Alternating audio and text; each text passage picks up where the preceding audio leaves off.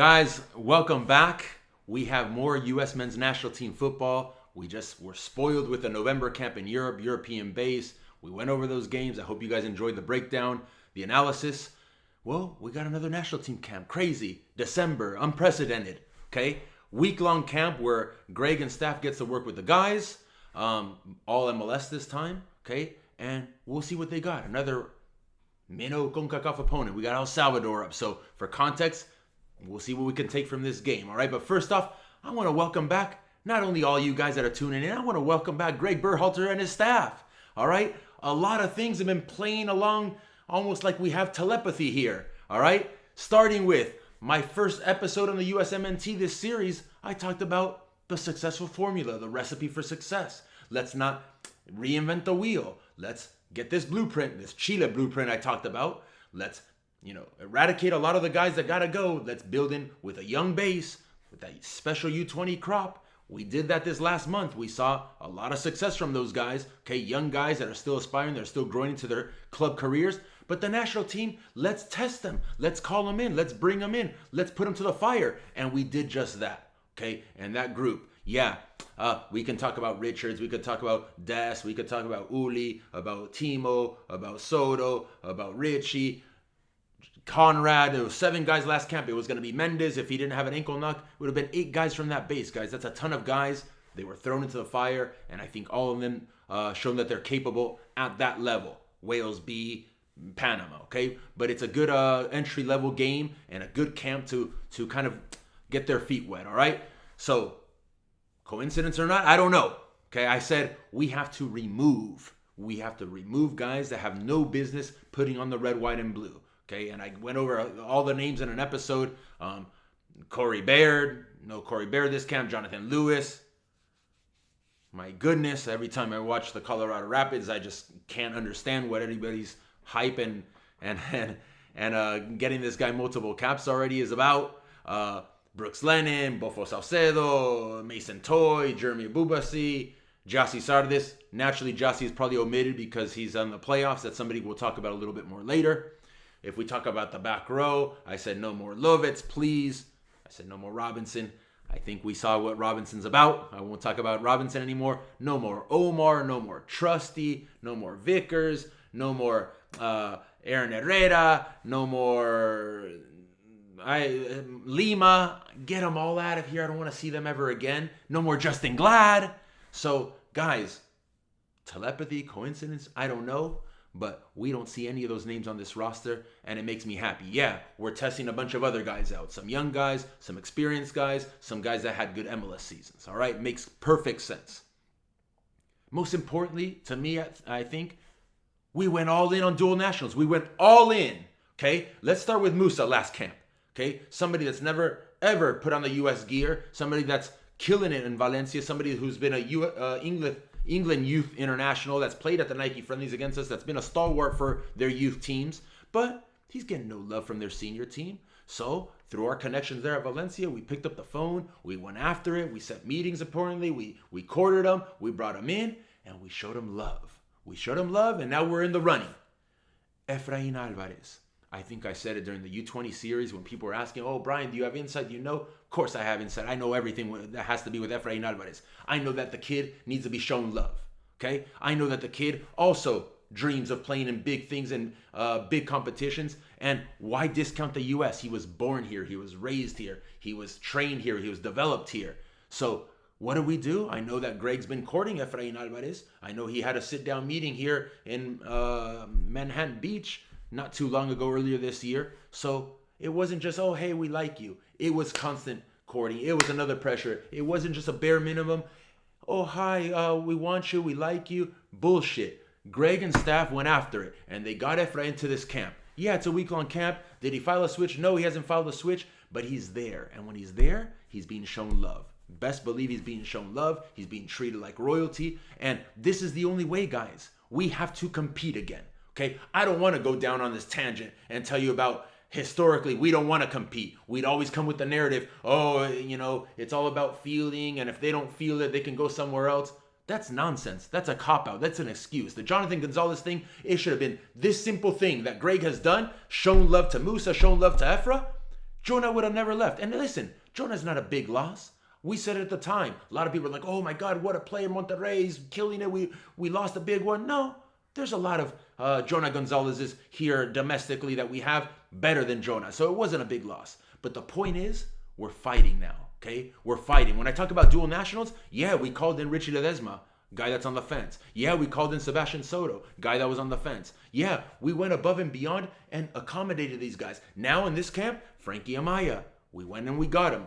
Sucks that COVID knocked Frankie out, but it's a guy that Mexico's keeping a close tab on. Julian Araujo, public knowledge to everybody. Tata Martino wants him. We went and we called him back in. We reeled him back in. David Ochoa, Mexico wants him. There is a war going on, okay, for all our Mexican-American players. Bar none. Every single one that has talent is being approached, is being courted, they're trying to hijack and steal. So instead of Greg saying, who cares if they don't want to play for the red, white, and blue, they can go. No, he's fighting tooth and nail. He's doing his job. His staff is doing their jobs. It's not a one-man effort. It's a collective team effort. And I'm very, very happy that we are taking this approach. Props to the whole staff. We got everybody. We got a lot of dual nationals in this camp as well. Hey, and now it's about monitoring. Now I get to assess as a coach, as a staff, we get to assess for a week. Does Frankie Amaya have something to benefit us long term? Do we really care? Maybe, hey, he doesn't show enough, he can go to Mexico, no problem. Is Julian Araujo a backup solution for Serginho Dest in the next decade? If not, if we think Cannon's better, okay, Julian, you want to go test waters? Have fun with it. We get to evaluate, guys, and that's what's huge. So, again, thanks for tuning in, guys. I'll keep it coming. I'll keep giving my suggestions. You could take some, process it, stick with it, throw it out the window, whatever you want. But it's no coincidence, okay? The dual nationals, massive. The U20 base, massive. It's just the removing the guys that have no business on the national team. No coincidence, all right? Let's get to this roster, all right? The roster has had some changes recently, but we'll go over all of it. If we want to start through the goalkeepers, which...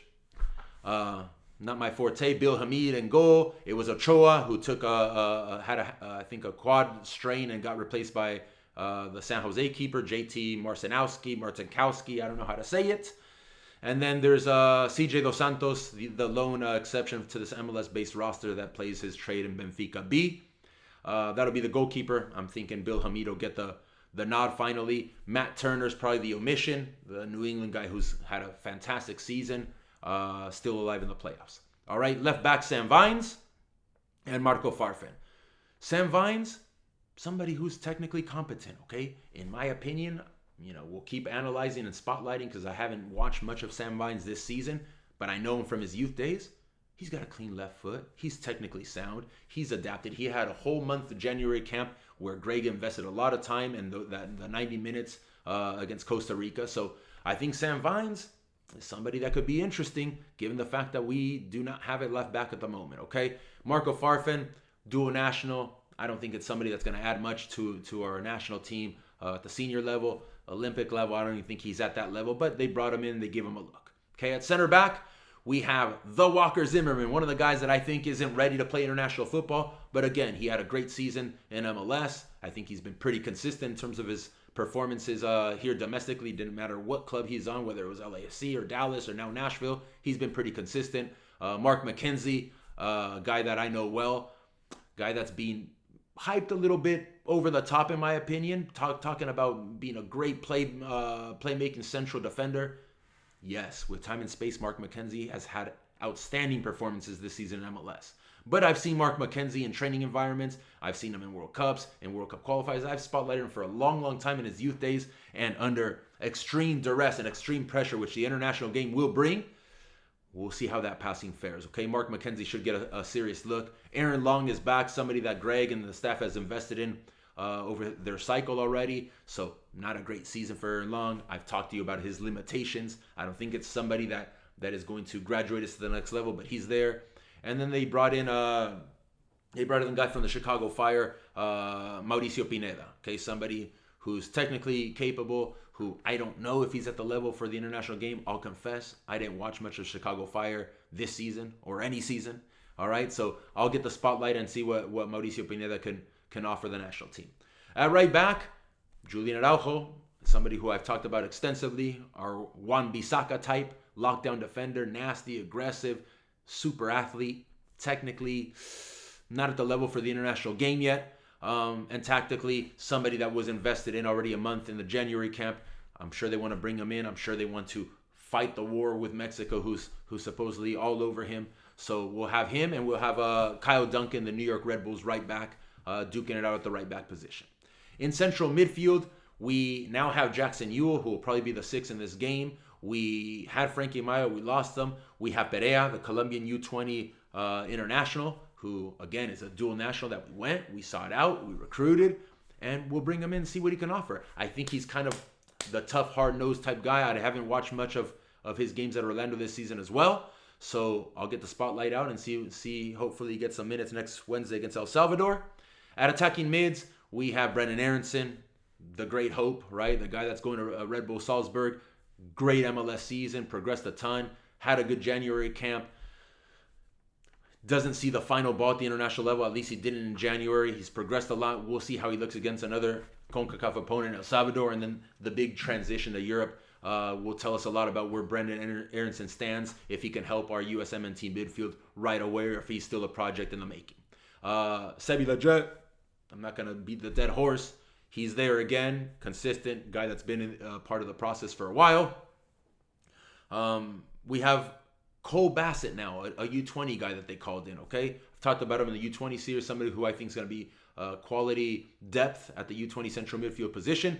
Had a good season, had a lot of minutes. I can see why they gave him this experience. They gave it to him. They called in Julian as a U20 player, and they called in Ochoa. So 3 U20 players to get this taste of senior football. And then up top, if we start wide, we have the return of Paul Arriola, who is a workhorse, runs, knows the system, has been part of this process from day one. We have Chris Mueller from Orlando, great MLS season, put up good numbers. I've seen a little bit of Chris Mueller. I'm interested to see how he does at this level. You know, one successful MLS season doesn't translate to the international level, but everybody deserves their chance, especially what's been going on lately, building a big pool for next year's congested calendar. Georgi Mihailovic is back. He played a lot wide this year for Chicago as well. Someone who's technical, somebody who's got brains, somebody who I kind of rate my style of footballer. I don't know how much he'll contribute on the wing, but, you know, we bring our wingers inside now, so I think Georgi will get a shot to get some minutes in this camp. And then we have Daryl Dike and Ayo Akinola, 2 physical specimens, 2 guys who put up good numbers, 2 guys who had good MLS seasons. Does it translate at the next level? People are super hype on these guys. I want to see it, okay? Dike is a powerful guy. He is a powerful guy. He is like Lukaku. He's not nice, doesn't have great technique, doesn't combine that great, isn't terrible, and then gets in front of goal as a handful. He spins you in the box. He's powerful. He's strong. He scored goals. So let's see what he does in this week under the guidance of the USMNT staff, okay? Ayo Akinola, somebody who I know really, really well. Point blank, I don't think he's at the level for the senior game, but it's another dual national that we fought for. Otherwise, we're probably going to lose to Canada. And last guy who's ineligible to play, Efrain Alvarez, the cherry on top of this camp. Just quality, guys. Quality. He's fitter than he's ever been. He looks really lean. I don't know if anybody's noticed that. Taking care of himself, very focused. I'm excited to see what he brings to the table in this week of training, and hopefully we change his mind a bit in terms of his long-term future and his commitment. All right, that's the roster for the most part. Yeah, guys, I mean, it's gonna be an easy game. All right, El Salvador doesn't offer much resistance, even for a new group, an inexperienced group, a team that's been thrown together for 1 week of training. I think will pose very little threat. But we'll get the spotlight more so the individual than the collective. Okay, yeah, I'm sure the staff's gonna work again on the build-outs, on the pressing. On those types of things that they can do within a week, a little bit of set pieces, and then throw the guys into the fire, get some guys some more experience. Which guys do I think maybe can contribute with the main base out of these guys? Off the cuff, maybe Brenden Aaronson, see how his game translates when he gets to Red Bull Salzburg. Maybe Sam Vines, because we have a big need there. Maybe a center back. And then probably Jackson Yueill, because it's a different type of holding midfielder than what we have in Tyler Adams. Okay, apart from those guys, we're all excited about Dike or Ayo. I don't see it. I hope so. I hope that Dike offers something because I know Ayo cannot be a solution. All right. Next segment, I want to say goodbye. I want to say goodbye to two guys that have served the national team well. A lot of people have been talking about this. It may seem harsh. It may seem a little bit premature and early, but it's time to say goodbye, okay? They're just not at the level physically. They're not there mentally anymore. They can't compete with our top guns that we saw that are playing at the highest levels in Europe. I'm talking about none other than Jozy Altidore and Michael Bradley, okay? 33 years old right now, Michael Bradley. We saw him. He can't move. He can't offer much. He's not the same player he once was. He'll be 35 in Qatar. There's not much more Michael can offer the USMNT. He's been amazing throughout his whole entire career. So wish him well. Jozy Altidore, the same. Listen, specimen. He's like an actual consolidated version of this Daryl Dike. But he just doesn't care anymore. Massive decline this year, okay? Hasn't taken care of himself. Injury prone. Just, it's not the same Jozy. I hope he can recover and help us, but he's 31. He'll be 33 in Qatar. And with everybody knocking on the door, I just don't see it, guys. All right? Guys that could have been here, but the MLS playoffs probably didn't allow it. I talked about Turner from Dallas. Probably Jesus Ferreira's probably the only one. Yeah, we want to see Tanner Tesman. We want to see Brian Reynolds. Those guys aren't ready, guys, for the senior team. A lot of these guys aren't that have been called in, but let's give those guys U20 football first, and then hopefully they can get to the senior team. For Columbus, I think just Jossie maybe still has something to offer. Jossie, say what you will. I've said he's not international level as well, but he's been consistent. He's put up numbers 3-4 seasons in a row in MLS. He's been under Berhalter for a lot of years. I don't think he's done. I think he's going to be a very much part of this cycle going towards Qatar. So Jossie would have been here had his team not been in the playoffs. The Seattle guys, Roldan, consistency in the last several years. Morris, consistency at the MLS level, even though I've given you guys my reservations about what he can bring at the highest levels. So those are several of the guys that would probably be here. Kansas City, I think they got knocked off here tonight. They were getting smashed by Minnesota as I'm recording this. Yeah, Busio. Busio's not ready, guys, for senior team. You could have called him in like we've called in other young guys. But that's pretty much it in terms of the omissions. Yeah, before I get the spotlight out again, Jesus Ferreira is the only one that I said could be called in from Dallas, but he had a good January. He showed moments, but massive decline this year, guys. He had a crazy year last year, 8 goals, 5 assists. I think this year was 1 goal and 1 assist in 21 appearances or something like that. That's not good. That's not good. And then he sat the bench for a long stretch this season. I'm very familiar with a lot of people in Dallas who are telling me that, it's stuff off the field, not comporting himself the right way, not having the right approach in training, big head, arrogance already from his previous year's success with the national team and with his club football. And I hope that's not the case because I think he's an important player. I think he's somebody that brings a different dynamic. I think he's somebody that could compete for that false 9 position. So something to keep an eye out for. And guys, we've just been blessed getting through the whole terrible 2020. We had a November camp. We have this December camp. We're going to have a January camp. I'm sure they're going to call in some different guys to keep with the base and the main guys that have success this camp. Bottom line, guys, putting the coaching hat on it once again. It's very important to the staff at these levels to see which players they can mold tactically, okay? Because a lot of guys come from different environments, and can they apply what you guys are working on during the week and then show it in this 90-minute game against El Salvador? That will be an indicator whether they get called back or not, because we don't get to see what happens in the sessions. We don't get to see what happens in team meetings. We don't get to see our players locked in. Are they focused? Are they coachable? Bottom line is what I'm saying. So I can't wait till next Wednesday in Miami. We get the spotlight out. We check it all out. We see who's who, what's what. And let's be the same that I required last month. Let's be critical. Let's not be throwing roses at everybody. Let's have the same scope that we had on Serginho or on Gio or on Weston or on Musa. If somebody's the truth, let's say he's the truth. If somebody is having a shocker, let's call it how it is and saying he's having a shocker. Okay? Graduating to the next level, something I've discussed. I think we're getting there, guys. We're taking gigantic strides. The last thing I'll close off with is we got to get to the formula where, we're not Argentina, we're not Brazil, we're not Uruguay, but we have exported a ton of our top talent overseas, and they're playing in the best competitions on planet Earth. Okay? I've seen it, I don't know, since I was a child. The Argentine media and the Argentine teams and the Argentine clubs would get furious when the national team list would come out and it was 95% European-based player. It was like, what the hell you got to do? Even if you're River, Boca, you get snubbed, right? We got to get there, guys. I know there's a driven force that the MLS has to push their guys on, but let's push our guys on to the next level like we're doing with Brenden Aaronson. Hopefully that works out and he continues to progress. That's got to be the base come Qatar, guys. It's got to be 90% European and 2 or 3 MLSers, guys that are having good form, guys that are in better form or in better club situation or more minutes or sharper than the Europeans at the time. But in terms of level of competition, Reggie Cannon said it. I said it. I copied and pasted what Reggie said last episode. And we got to get there, guys. Wednesday against El Salvador, we have our MLS base. Let's see. Let's dissect. Let's have fun. Hopefully we get another half dozen goals to break down. All right, enjoy. I think the next episode, the 9 controversies brewing. We're talking about we have 842 9s now. We're going to break that down for you guys, all right? Enjoy.